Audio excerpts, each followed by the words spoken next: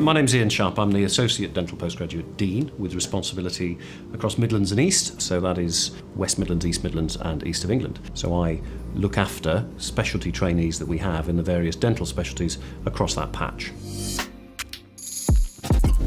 Dental specialty training is a series of different programs across the 13 dental specialties, which typically will take people from the end of their core training years through a process of 3 to 5 years of further refinement. And some of those people will end their training at 3 years, they'll be a specialist, and some will do further training for another 2 years, up to a total of 5, and usually that will end with consultant appointment.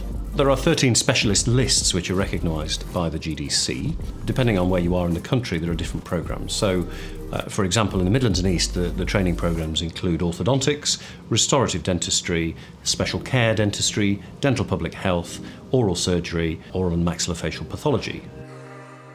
The traditional way that most trainees have done, and indeed still do access specialty training, is after maybe 3 years or 4 years of postgraduate training. So they will have done their foundation training and then 2 to maybe 3 years of core training. But increasingly we're finding that people who have been out in practice for a while are choosing to return.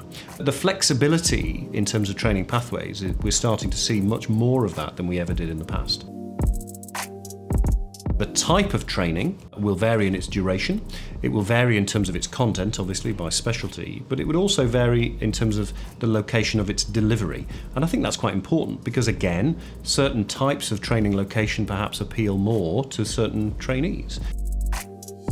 For each of the specialty areas there is a curriculum, and the curriculum clearly includes the syllabus in terms of the knowledge and skills that they need to learn and acquire, but it also outlines the assessment processes and other aspects in terms of support for study leave, for additional courses, additional training, etc. The structures and processes around training are quite important, and we have a line management structure really that goes down and reaches into the training units and ends with the educational supervisor or the clinical supervisor. So that will typically be a more senior dentist who is experienced or is a specialist who will guide the individual trainee. We then monitor that progress of the trainee through a series of reviews, and that will check that the competencies the trainee is acquiring are being met. So it's not about time served, it's about skills and knowledge acquired.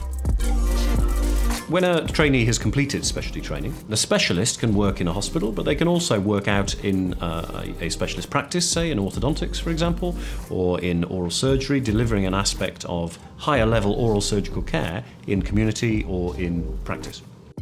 Trainees that choose to go further, up to 5 years typically, will end up usually in consultant practice. And depending on what specialty they are in, that may be very much tied into a dental hospital. For example, oral medicine tends to be very much based in dental hospitals still.